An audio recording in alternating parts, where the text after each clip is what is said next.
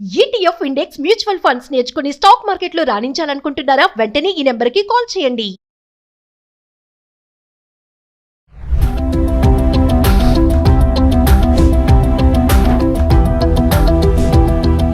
నమస్తే, welcome back to Suman TV. ప్రస్తుతం మనతో పాటు ఉన్నారు అనలిస్ట్ మందర కృష్ణారెడ్డి గారు. నమస్తే సార్. నమస్తే అమ్మా. సార్, ఆంధ్రప్రదేశ్లో డ్వాక్రా మహిళల పిల్లల కోసం ఒక కొత్త పథకాన్ని తీసుకొచ్చారు. మరి దానివల్ల బెనిఫిట్స్ ఏంటి, ఒకసారి దాని గురించి మాట్లాడుకుందాం. ఆంధ్రప్రదేశ్ గవర్నమెంటు అధికారంలోకి రాకముందు కూటమి ప్రభుత్వం ఇచ్చినటువంటి వాగ్దానాల్లో తల్లికి వందనం అనేది ఒక చాలా ఇంపార్టెంట్ థింగ్. ఈ తల్లికి వందనం పథకం కింద ఇంట్లో ఎంతమంది పిల్లలు ఉంటే అంతమంది పిల్లలకి 15,000 రూపాయలు ఒక్కొక్కరి చొప్పున ఒక అకాడమిక్ ఇయర్ ఎడ్యుకేషన్ లోపల మనకు స్కూల్స్ ఓపెన్ అయినప్పటి నుంచి మళ్ళీ స్కూల్ క్లోజ్ అయ్యేదాకా ప్రతి ఏటా 15,000 రూపాయలు ఇచ్చేటట్టుగా వాగ్దానం చేయడం జరిగింది. ఆ వాగ్దానాన్ని ఇప్పుడు అమలు చేయబోతున్నారు. ఈ అకాడమిక్ ఇయర్ నుంచి స్టార్ట్ చేయబోతున్నారు. ఇప్పుడు జూన్లో ఫస్ట్ విడత డబ్బులు పడబోతున్నాయి.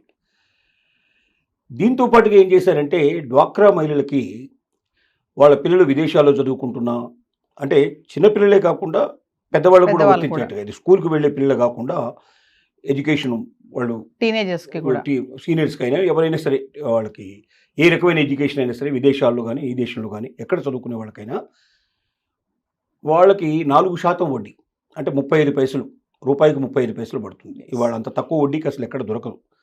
పావుల వడ్డీ ఉండేది ఇంతకుముందు, ఇప్పుడు 35 పైసలు చేశారు దాన్ని. దీని కింద ఎంత కావాలంటే అంత వాళ్ళకి లోన్ ఇచ్చేట్టుగా ఏర్పాటు చేస్తున్నారు. అంటే 10,000 రూపాయల నుంచి 1,00,000 రూపాయల దాకా, ఒక మినిమం 10,000, మ్యాక్సిమం 1,00,000 ఇస్తారు ఈ స్కీమ్ కింద. ఇది అమలు చేయాలని నిర్ణయించారు. ఎందుకు డ్వాక్రా మహిళలకు ప్రత్యేకంగా ఈ సదుపాయం కల్పించారంటే, ఒకటి డ్వాక్రా మహిళలకు సంబంధించినటువంటి వాటిలో మిస్యూజెస్ జరగవు. కారణం ఏంటంటే ఒక ఆర్గనైజ్డ్ సెక్టార్ అది. అంటే ఒక 10 మంది కలిపి ఒక గ్రూప్గా ఏర్పడతారు, లేడీస్ అంతా కలిపి వాళ్ళ యొక్క తలా కొంచెం పెట్టుబడులు వాళ్ళు బ్యాంకులో పెడతారు. మొత్తం కలిపి ఒక గ్రూప్ అంతా కలిపి వీళ్ళు ఎంతైతే పెట్టుబడి పెడతారో దానికి 1 టైమో 2 టైమ్సో 3 టైమ్సో 4 టైమ్సో వాళ్ళు చేసే వ్యాపారాన్ని బట్టి దృష్టిలో పెట్టుకొని బ్యాంకులు వడ్డీలు వాళ్ళకి వాళ్ళకి లోన్ ఇస్తుంది. లోన్ కూడా చాలా తక్కువ, వాళ్ళకి పావుల వడ్డీ అట్లా ఉండేటట్టుగా చాలా తక్కువ వడ్డీకి వస్తాయి, డబ్బులు వస్తాయి వాళ్ళకి. వీళ్ళు ఏం చేస్తారు, ఈ డబ్బు పెట్టి ఏదైనా ఒక వ్యాపారం చేసి అందరూ ఉమ్మడిగా దాన్ని డెవలప్ చేసి తద్వారా వచ్చిన ఆదాయాన్ని పంచుకుంటారు. బ్యాంక్ కట్టాల్సింది కట్టేసి మిగిలింది పనిచేసుకుంటారు. ఇలాగా ఏటా దాన్ని డెవలప్ చేసుకుంటూ వచ్చారు. 1,00,000 కోట్లకు పైగా మొత్తం టోటల్ డబ్బు, డ్వాక్రా మహిళలకు సంబంధించిన డబ్బు బ్యాంకుల్లో ఉంది వాళ్ళు చెప్పాలంటే. అంటే ఒక ఆర్గనైజ్డ్ సెక్టార్గా ఆ డబ్బులు ఎక్కడికి పోవు, వీళ్ళకి ఇచ్చేటువంటి ఏ లోన్ అయినా ఖచ్చితంగా రికవర్ అవుతుంది. ఎందుకంటే అందరు సంతకాలు పెట్టించుకుంటారు దాని లోపల, ఆ లోన్ల విషయం లోపల. కాబట్టి ఇలాగా ఆర్గనైజ్డ్గా వచ్చినట్టు 1 కోటి మంది మహిళలు సుమారుగా ఉన్నారు. వాళ్ళు ఆంధ్రప్రదేశ్లో డ్వాక్రా మహిళలు 1 కోటి మంది పైగా ఉన్నారు. వీళ్ళకి ఈ వడ్డీ, అంటే తక్కువ వడ్డీకి ఇచ్చేటువంటి పిల్లల చదువు కోసం ఇచ్చినట్టయితే దీనివల్ల ప్రభుత్వానికి 2 రకాల అవకాశాలు ఉన్నాయి. ఒకటి, డ్వాక్రా మహిళలకి 35 పైసలకే, అంటే 4% వడ్డీకే వాళ్ళకు డబ్బులు ఇవ్వడం వల్ల ఒక రకంగా ప్రభుత్వం వాళ్ళని ప్రోత్సహించినట్టు అవుతుంది. రెండోది ఏంటంటే, మరి ఈ 1 కోటి మంది మహిళల్లో చాలామంది తల్లికి వందనం పథకానికి ఎలిజిబిలిటీ కలిగి ఉంటారు. తల్లికి వందనానికి ఎలిజిబిలిటీ కలిగి ఉండే వాళ్ళకి ఏం జరిగింది, ఇక్కడ ఈ 1 కోటి మంది అప్లై చేసుకున్నారు అనుకోండి, ఇంట్లో ఉన్న పిల్లలకైతే కొంతమంది అయితే దాంట్లో, అంటే హైయర్ ఎడ్యుకేషన్ విదేశాలు చదివే వాళ్ళు కాకపోయినా స్కూల్కి వెళ్ళే పిల్లలందరికీ ఇది వర్తిస్తుంది. కాబట్టి చాలామంది పిల్లలు దీంట్లో వచ్చే అవకాశం ఉంది. 1 కోటి మందిలో 1 కోటి ఇంటూ 2 వేసుకున్నా కూడా 2 కోట్ల మంది సుమారుగా పిల్లలు, 1 కోటి మంది నుంచి 2 కోట్ల మంది పిల్లలు దీంట్లోకి వచ్చే అవకాశాలు ఉన్నాయి. ఈ 2 కోట్ల మందికి మరి ఉచితంగా ఇవ్వాలి కదా, 15,000 రూపాయల చొప్పున ఇవ్వాలి కదా.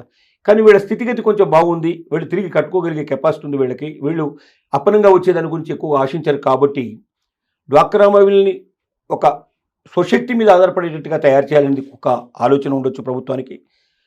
తర్వాత వీళ్ళు ఒకవేళ లోన్ తీసుకున్నట్టయితే, అంటే 35 పైసలకి వచ్చే లోన్ కాబట్టి మ్యాక్సిమం తీసుకునే అవకాశాలు ఉన్నాయి. కాబట్టి వీళ్ళు తగ్గిపోతే ఇతరులకు అవకాశాలు ఎక్కువ మెరుగుపరిచే పాసిబిలిటీస్ ఏర్పడతాయి. అంటే ప్రభుత్వం దగ్గర కూడా బాగా అంత ముందున్న ప్రభుత్వం ఎక్కువ అప్పులు చేసి వెళ్ళింది కాబట్టి మ్యాక్సిమంగా ఇప్పుడు ఆ అప్పులకు వడ్డీలు కట్టడానికే సరిపోతుంది. కాబట్టి పెద్ద సాహసమే ఇది. అదిగాక గత ప్రభుత్వం ఒక్కరికి మాత్రమే ఇచ్చింది. తల్లికి వందనం అంటే తల్లికి మాత్రమే ఇస్తాం డబ్బులు, ఒక తల్లికే ఇస్తాం అంతే, బిడ్డల్ని బట్టి కాదు. ఎంతమంది బిడ్డలు ఉన్నా తల్లికి మాత్రమే ఒక 12,000 రూపాయలు ఏదో ఇచ్చారు, వాళ్ళు 12,000 రూపాయలు ఇచ్చారు. ఇప్పుడు కొత్త వాగ్దానం ప్రకారంగా ఇంట్లో ఎంతమంది పిల్లలు ఉంటే అంతమందికి అనేసరికల్లా ఒక ఇంట్లో 3 ఉండొచ్చు, ఒక ఇంట్లో 4 ఉండొచ్చు. ఇంకోటి, ఇప్పుడు 3 అనేది కూడా తీసేశారు. ఎంతమంది ఎక్కువ ఉంటే అంత ఎంతమంది- మంచిదని. కొత్త yes. విధానం ఏమిటంటే ఆంధ్రప్రదేశ్ ప్రభుత్వం తీసుకున్న విధానం ఏంటంటే కుటుంబ నియంత్రణ పాటించకండి, ఎక్కువ మంది పిల్లల్ని కనండి. ఎందుకంటే చాలా దేశాల లోపల ముసలి వాళ్ళ సంఖ్య పెరిగిపోతుంది, పెరిగిపోతుంది. యంగ్ మేము తగ్గిపోతున్నారు. కాబట్టి యంగ్ పీపుల్ ఎక్కువ పెరగాలంటే ఎక్కువగా జనాభా రావాలి. ఇంత ముందులాగా ఆపరేషన్ చేసుకున్న వాళ్ళకి, ఫ్యామిలీ ప్లానింగ్ ఆపరేషన్ ఫాలో అయ్యే వాళ్ళకి గవర్నమెంట్ డబ్బులు ఇచ్చేటువంటి పద్ధతిని మొత్తం తీసేసింది, ఆ సిస్టమ్ తీసేసి ఎక్కువ కన్న వాళ్ళకి బహుమతులు ఇచ్చేటువంటి పరిస్థితి వాళ్ళ దాదాపు వచ్చేసింది. అలా ఎంకరేజ్మెంట్ చాలా జరుగుతుంది. కాబట్టి ఒక రకంగా ప్రభుత్వానికి ఇక్కడ తమ మీద ఆర్థిక భారాన్ని తగ్గించుకునేందుకు అవకాశం కల్పించుకోవడం ఒకటి. రెండోది స్వశక్తి మీద ఉండేటువంటి ఆధారపడేటువంటి డ్వాక్రా మహిళలు మేము ప్రభుత్వం నుంచి ఏదో అపరంగా తీసుకున్నాం అనే భావన కాకుండా మా పిల్లలకు చదువుల కోసం మేము వడ్డీకే తీసుకుని కట్టుకున్నాం, తక్కువ వడ్డీకి మాకు వచ్చింది కాబట్టి మేము పని చేయగలమనేటువంటి పరిస్థితిలో ఉండడానికి వీలుగా ఈ రెండు అంశాలు నెరవేర్చేటట్టుగా ప్రభుత్వం దీన్ని ప్రవేశపెట్టి ఈ పథకానికంటే ముందే ఈ పథకం ఇచ్చేశారు. ఓకే. అంటే ఈ పథకం అమలు చేయకుండా ముందే ఇచ్చారు కాబట్టి ఎలిజిబిలిటీ ఉండే వాళ్ళందరూ దరఖాస్తు చేసుకుంటారు. కాబట్టి వాళ్ళందరికీ డిస్బర్స్మెంట్ అయిన తర్వాత ఈ పథకం అమలు చేసినట్టయితే కొంత భారము తగ్గుతుంది. దానివల్ల మహిళల్లో స్వశక్తి మీద నిలబడ్డామని ఒక నమ్మకాన్ని కూడా పెంచినట్టు అవుతుంది అనేది ఉద్దేశమైన విషయం. అంటే సార్ ఈ పథకంలో గవర్నమెంట్ ప్రైవేట్ స్కూల్స్ లో కూడా చదివించుకోవచ్చా పిల్లల్ని? ప్రభుత్వ ప్రైవేటు స్కూల్ అన్నిటికీ ఇచ్చారు, Okay. అన్నిటికీ ఇచ్చారు. కాలేజీలకు కూడా ఇచ్చారు, విదేశీ విద్యకు కూడా ఇచ్చారు, అన్నిటికీ ఇచ్చారు. Yes. దీనిలో రిస్ట్రిక్షన్స్ ఏమీ లేవు. ఓకే. అంటే స్కూల్కి గోయింగ్ పిల్లలకి మాత్రమే రిస్ట్రిక్షన్ లేదు, తర్వాత ప్రభుత్వమా లేదా ప్రైవేట్ అనేది రిస్ట్రిక్షన్ లేదు, మన దేశమా ఇతర దేశం అనేది రిస్ట్రిక్షన్ లేదు, అన్నిటికీ అందరికీ వర్తించేట్టుగా చేశారు. Yes, thank you sir.